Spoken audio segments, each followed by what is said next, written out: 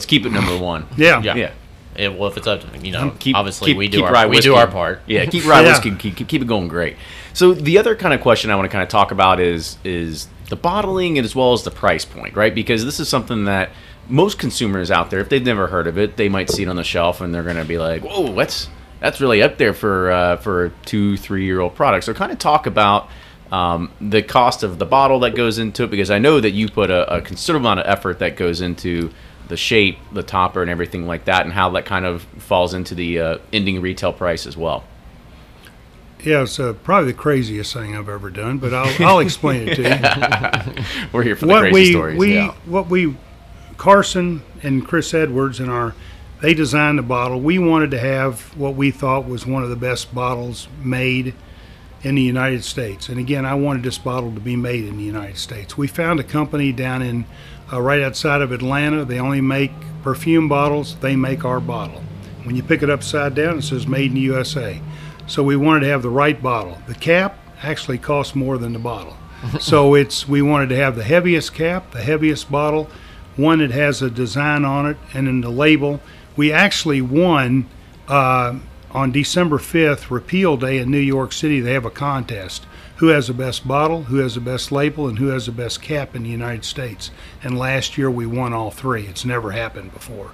So we feel like we have the right, and then to put the product in there, to put a 2-year-old product in there and retail it out for $119 or $120 was a push.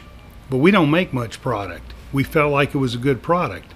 Evidently, Whiskey Advocate thought it was a pretty good product too, because we were ranked the 15th best whiskey in the world with a 2-year-old product, but the #1 rye whiskey in the world. On April the 18th of 18, we're ranked the #1 rye whiskey in the world. Jack Daniel's rye came in second, Whistle Pig came in third. So it was a big gamble on our part. We'd have won the accolades. January the 30th, James and I went to New York City. And Whiskey Magazine gave us the award for the #1 craft distillery in the United States out of 900. Caleb Kilburn, our distiller, master distiller, just got back from London March. He went there March 28th. We won the #1 craft distillery in the world. So we must be doing something right. We are getting, but now we do have different price points. So a lot of our rye will be more in the $89. Our bourbon will come out about $69. It's still a high end, but we don't make much. Well, oddly enough, I don't know if people know that rye whiskey actually is more expensive to mash and to create than it is to actually make a bourbon whiskey. So kind of talk about... Comes up the tanks. Got to clean all that funk. Yeah, it does. Anyway, in rye is, it's $13, $14 a bushel, and corn's $3.68. So, it just costs a lot more money to make. Yeah. But why is it that rye seems to age a lot quicker and have a better approachable taste to it at a younger age than, say, a bourbon does? What really think you accounts for that? That's probably a question more for Caleb than it is for me. I don't know why it ages that much faster, but it's twice as fast. I mean, so to have it's fine. we're going to have we have a 3-year-old out. We're going to have a 4-year-old out probably in the next 3 or 4 months. So on a go-forward basis, we won't be a 2-year-old rye. All of our rye will be 4 to 7 years old, and then we'll come out with a Henry Craver 8-year-old. So it'll be hitting on a 4-year-old here probably in the next 3 or 4 months. So we'll be strictly over 4 to 5-year-old rye. What's this Henry Craver thing you just brought up? That kind of piqued my interest there. Talk about that. Well, we're going to, in honor of my great-grandfather, we're holding about 20% of what we make for a Henry Craver bourbon. So we'll always have the Peerless product out, but we're going to have a Henry Craver 8-year-old product and probably an 8-year-old rye whiskey as well. We'll hold a little bit for him for an 8-year-old rye. So it's more in honor of my great-grandfather. It's all about our family, our heritage, what we're trying to accomplish here as a family. But I think our 8-year-old bourbon should do well for us. Yeah, because that was always one of the things that I remember. I remember when the 2-year-old rye first came out, and it came out with a $100 price tag, and I know people were talking. They're like, "Oh man, like how can they do $100 on a 2-year rye whiskey?" And I think one of the big things that was the question that always came up was, well, when the rye is 3 years, and it's 4 years, and it's 5 years, so on and so on, like, is the price gonna keep going up? Is it gonna go down? Is it gonna stay the same? Like, what's the long-term game there? Well, I'll tell you what the short-term game was before Sure, I get on the long. We'll take the short okay, term. let's go the short term. The short term, if I'd have asked $39.95 a bottle, I'd have just been everybody else. I'd have been Jim Beam, Maker's Mark. We'd have just been, we'd gotten lost in the shuffle. So, in order to get everybody's attention, which I think we did, we're getting $129, which everybody went, holy cow, I've got to try that. Yeah. My God, I mean, $129 for a 2-year-old bottle? Let's try it.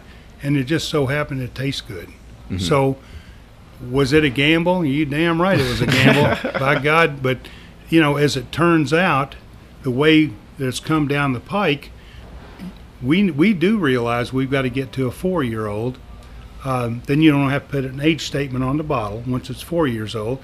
So it'll be 5, 6 years old, and I think it'll get better every year. Our 3-year-old is better than the 2-year-old, but it's hard to say. I mean, if you're number one in the world at a 2-year-old, what the hell? Where do you go from there? How much? Close up shop. Let's start off something new. We're done. But no, we know. We want to make things better all the time. We want to do a better job. We want to be proud of the product we put out, and we want to be more cost effective. It was a big deal to come out over $100 with a 2-year-old, but it got people's attention. We would have never, ever gotten the accolades that we got if we hadn't asked $129 for that bottle. Who is the biggest advocate, and then the person that was against it, within inside of the family or inside of the company that was like, all right, this is the price point we're going with, and then somebody was like, I don't know about that, or you just kind of headstrong with it, saying we got to do this? I think everybody pretty much agreed. I mean that we don't make much product. I'll make it real simple. We go where the money is. The money's in New York City. The money's in Chicago. The money's in San Francisco, L.A., Houston, Dallas, Atlanta, Miami, so London. So if you only make 10, 12 barrels of bourbon a day, you don't take it to Henderson. You don't take it to Henderson County. we got it in Henderson, but only about 3 places. Exactly. We're not going to go down to Bardstown and put it in the bar down at Bardstown. Oh, they'll bitch they can't even pay for a $40 bottle. Yeah. So I mean, if you have the history that we have, and we go to the places where the money is, and they like it, they have to like it, then we're taking a gamble, but knock on wood, it's going to work. Mm-hmm. No, absolutely, and I think it seemed to work so far. The doors are open, the money's still coming in. You got product in, what did you say, 48? How many states? 45 states. 45 states across the country. And so that was kind of one of the big reasons we kind of want to talk to you, is because, you're starting to get this national presence around you. And I kind of want to also talk about, so what are the difference in the two bottles we have in front of us today? You have the 2-year small batch, and you have a 3-year single barrel. Is that what it is? Exactly, and it's a 3-year single barrel. And I don't know, of course, all the distilleries have a reputation of selling single barrels, but for the size that we are, I think it's kind of hit pretty good for us, to where we are selling quite a few single barrels. I mean, last year I think we sold over 50, which was big for us, and this year we anticipating selling well over 100. And for a small distillery, that's a good thing, and that's how it helps marketing when you're. Yeah, it's almost like a month. It's almost like a month worth of inventory at this point. Yeah, well, yeah, but so you get in some of the big bars, and you get in some of the big liquor stores in the country, and they've got 30 cases of your product in the center aisle. They see it, and so it's going to help us with that as well. Mm-hmm. What's the mash bill on these rye whiskeys? We don't. I can't tell you. That's why it's so good. It's secret. That's so everybody asks that, and we don't disclose. Why do you do that? Because everybody else discloses theirs. We're not going to disclose ours. How do you like it? I love it. I mean, it's great for 2 year or this is a 2 or 3. That's the 2 year small 2 year old. Those they're both 3. Okay, cool. This is the they're older both brother. 3. Yeah. All right. Well, they're both 3. No, I mean Both great. I mean, to me, it tastes like a Kentucky rye, like more of a lower rye, like a closer to 51% rye. But I'm not gonna prod you to give it to me. Give us that. Give us drink the rest of it, and I'll get you some of this 3. No, but I will say, Corky, one question: when you grew up, did you ever know Pogs when you were a kid? Did you ever your kids ever have those? Pogs and slammers, because it must be like our generation. Because I'm sitting here holding this thing, and I'm like, "Oh, this is like a perfect slammer right here." Yeah. If anybody that's out there, it's kind of one of the or if Lauren's pissed at you, she can just throw it at you. or but if your wife's mad, you can use that as a weapon too. Sorry, a little throwback there. So I didn't mean to interrupt you, but and a little bit about what you said about the mash bill. No matter where we go in the country, they basically call it a bourbon drinker's rye whiskey. Yeah. So we do have enough corn in there that it gives it a little bit sweeter taste, and I don't think you quite get that burn that you would with a different rye. And then we have the 3 different profiles. We only blend 6 barrels, 3 different. I was about to ask that. What's a small batch in your definition? 6 barrels. Yeah. So we try to take 3 different flavor profiles, fruits and florals, caramel and vanilla, and then obviously the oak and pepper is the original rye. So if we blend those and we do it, we pick our barrels. So if we can continue doing that, if it's not ready, it's not ready. We put it back for another 3 months, 6 months, or whatever. So we want to make sure that the barrels that we put out, again, being small, we can do that.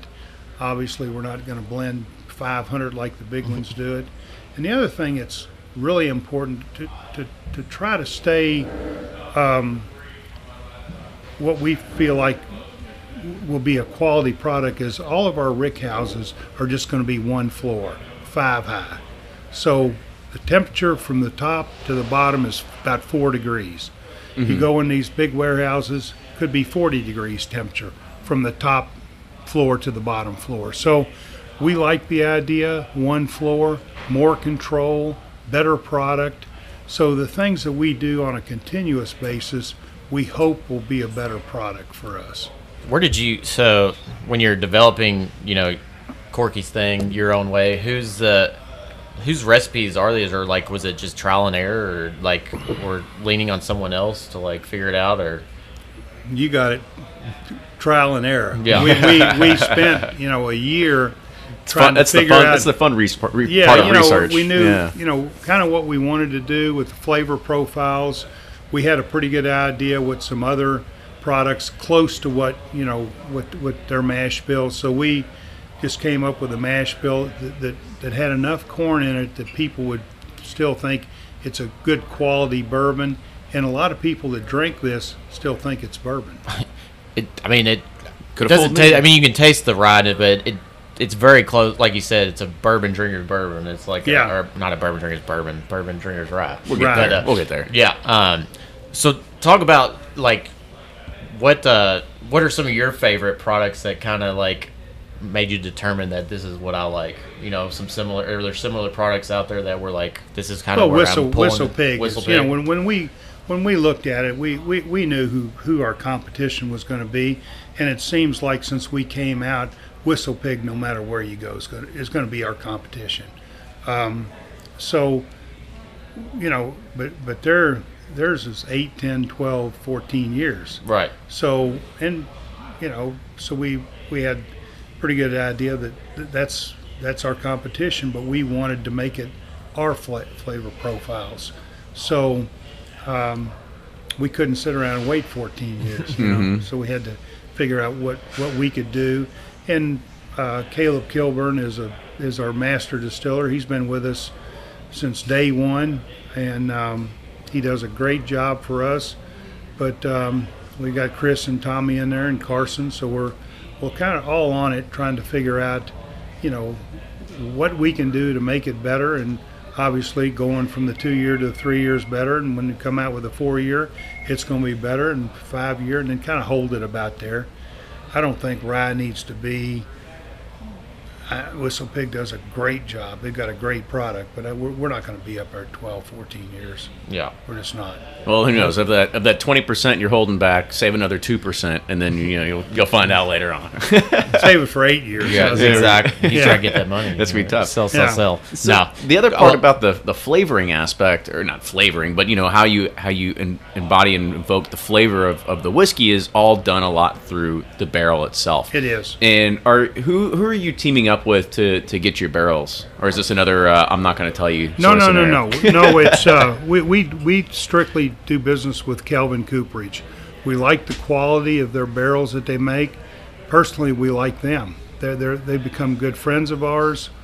When we got in this business, barrels were hard to come by. There was a barrel shortage, so we went to some of the big barrel places, and they'd say, "Well, we can help you with 400 or 500 barrels. We can't give you 1,200, or we can do this, or and we went to Kelvin and talked to them, and they said, "We'll take care of you, and I'll be with Kelvin Cooperage as long as I'll always be with them." Mm-hmm.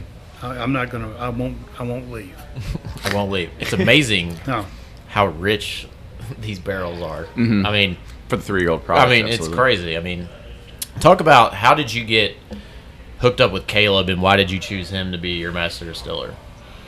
Well, there's Flavor Man. The Epicenter has a school that it only lasts about 6 days, but it helps you, gives you an idea how to become a distiller or to build a distillery. Caleb went through the school. My son Carson went through the first class. I think Caleb was in the second. I sent Mike. So we've had a number of them go through the school. And then they said, somebody said, "You ought to take a look at this young man. He's still a junior in college." So he came over and talked to me. He said, "I'd like to, work with you." And this is even before we laid out the distillery. And I said, "Sure. Once you start shoveling gravel over there, and oh, by the way, I got a bunch of nails in this wood, pull nails." And he did that for the first summer he was there. Second summer, I think he shoveled gravel and helped us pour concrete. So, and then he was able to lay out the distillery the way he wanted it laid out. The kid, I say he's a kid, he's not a kid, but he's literally a genius, I think. He's very, very smart. He understands the mechanical, he understands the whole system all the way around. He's gone into big distilleries, he's followed them around, he went to the school,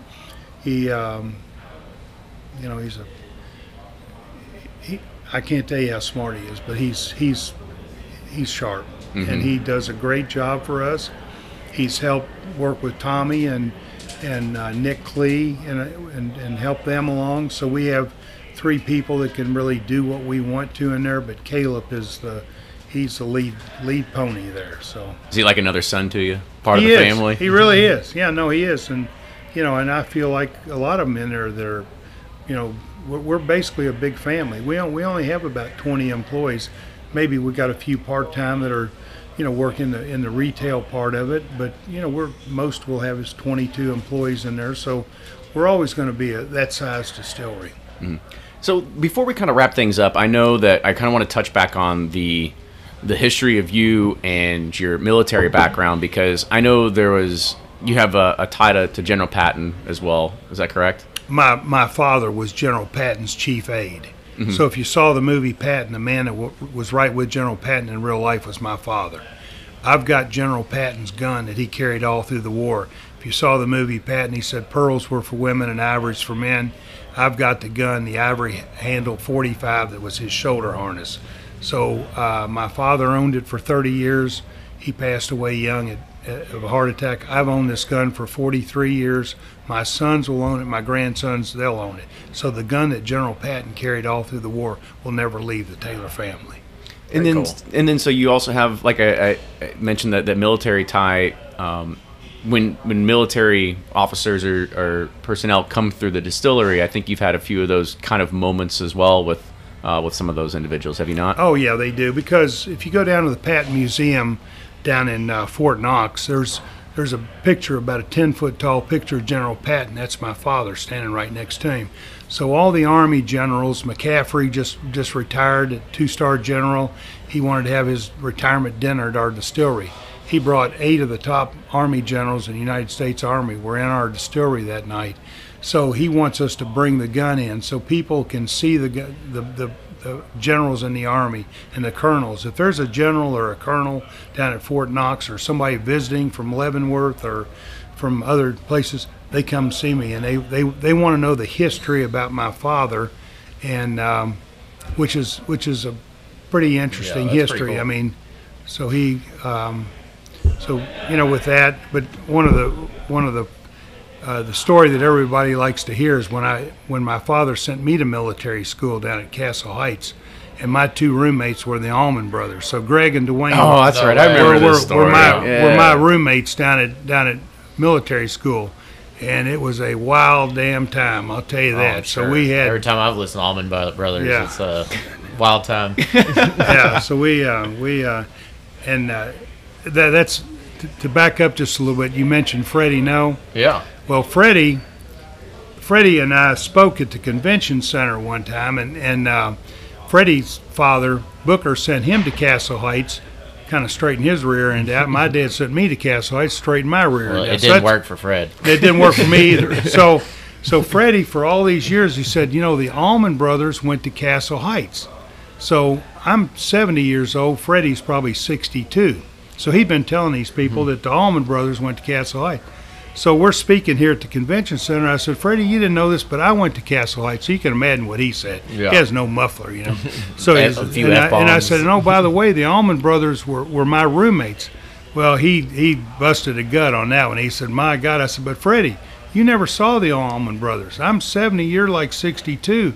They weren't there. He said, no, they weren't there, by God, but I knew they were there. I said, I know they were too. They were my roommates. So we laughed about that. And so when he does see me, he said, I know you're the Allman Brothers' roommate.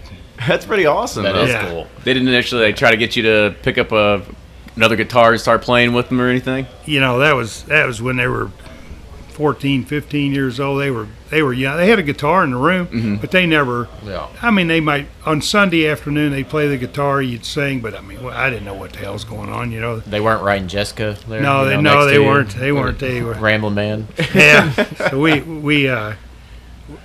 we got in a little trouble. We found out the first day we were there that the girls were at the Dairy Queen on Sunday night. So we come busting out of there to the Dairy Queen Sunday night, come back at 1. Captain's always standing there raising that like we cared. We wanted to get kicked out of this place. Exactly. So You're like, we please send me home. we stayed in trouble. Yeah. Give me another one of those good stories. So I mean, you went to go to the Dairy Queen. What other things did you try to do to get in trouble there? Oh, we made a little. We did make some wine in there, so we get drunk every once in a while. But I think the Dairy Queen was. That's awesome. That was the wildest. So so we had no money. We'd go to the Dairy Queen. I mean, we'd go to the Dairy Queen, end up there at 1 o'clock. We couldn't even buy a Coke. We were so What's going broke. on at the Dairy Queen? More than blizzards. Yeah, but then I figured out. I said, hey, now here's how we're going to make money. We're going to go down to the drugstore. We're going to buy a little vial of cinnamon. We're going to go in the cafeteria, soak these toothpicks, and sell them to all the rich boys for 10 cents a piece. So we sold 10 at breakfast, 10 at lunch, 10 at dinner. That's $3 a day. $21 when we got on Sunday. We have a lot more fun at the Dairy Queen. Hold on. Why did people want cinnamon sticks? Oh, they loved them. All the rich boys. They had rich boys down there, man. They had Al Gore went to school. He was one of our roommates for a short period of time. So heck, they walk around with these cinnamon toothpicks in their mouth. They loved them. That guy had all the money boys sucking on those toothpicks. And then I didn't know that was a thing. Yeah. So then when they got ready to, the Allman Brothers wrote a book. Then they wrote about that in their book, how I came up with this cinnamon The toothpick. cinnamon toothpicks. That's pretty cool. I know. It's the next big marketing ploy right there. Yeah. Well, On we the- had on a the way good up- time. Yeah, when you leave Peerless, get yourself a bottle of whiskey and a cinnamon toothpick. That's Yep. the way you should do it. So, Corky, I want to say thank you so much for joining us today on this Thank you. podcast. This is a pleasure to not only get to know you and your story, but also more about the product. And now that people are going to know more about it, they're going to be probably more inclined to go out there and try it too. So next time you are at your liquor store, or your local package store, at a bar, wherever it is, give it a try. I mean, I'm going to say that I'm a believer because I have tried Peerless over the past 2 years plus now, And the first time I tried it, I was pretty taken away because I was, this is again a year plus ago, about being a 2-year product. I was like, this is actually pretty fantastic. And now if you can, I remember it was my birthday. We were sitting at the bar and they gave us samples, and I was like, all right, let's see. Are they full of shit, or is this like, is this really good? And then we took it, and I was like, damn it, it is good. You're like, and then, but no, I mean, gosh, what we're tasting today is like even better. You know, it's amazing what a year has done to this. Like, gosh, especially that single barrel. I mean, it's like, it tastes like a 8 to 10-year-old. Like, I mean, the richness and complexity in it. I mean, I don't know what you're doing, but he told us. He won't tell us. He won't tell us. Other than going at a lower proof, Other than that. No, we just want people to come down and see our place and see how we make it. And it is a cool place. I mean, like, it's amazing because when Kenny and I, we were on my birthday, a friend of mine set up a Heaven Hill tour of the Chablis plant. You go there and they got, I mean, obviously it's a factory over there. Yeah. But then you go to your place and it's great to come see like a craft distillery where it's like you feel like it is truly handmade and like everything's, legit about, like, it's a cool building and everything about it's like, I don't know, it's refreshing, I guess. Where are you going with this, right? Well, I'm just saying it's, I don't know, it's just a nice change of pace from all the other distilleries you go to. Absolutely. Yeah. So before we kind of kick it off here, give a shout out to people of where they can find out more about you, where can they locate the distillery, so on and so forth. Well, we're down on 120 North 10th Street, right past the baseball bat factory, Louisville Slugger with a big baseball. Go another block, take a right towards the river. We're right down the street there. We have tours from starting Monday through Saturday from 10 to 5. We stay open late in the summer till 7 on Thursday and Friday night. But you can get our product in most all the liquor stores, especially in Kentucky, but the big liquor stores and even the smaller ones. And we're getting wider spread in a lot of the restaurants and bars. And so we're, it just takes time. You build a brand, it's going to take us a while to build a brand. So we know that, but we're pretty accessible, in the liquor stores, especially in Kentucky. Well, all over. We're in 45 states, and we're, like Total Wines and the ABCs and the Bevmos and a lot of the Specs and some of the bigger chains in the big states where we are. But no, we're in a lot of liquor stores here in the state of Kentucky, and they support us very well, and we're very appreciative. We know where we're from. We're from Kentucky, so we're got to play in your own backyard. You're darn right you do. I mean, we're honored to be here, and we're tickled to death to have people drink our product. Well, and it's fantastic too. Like I said, we've become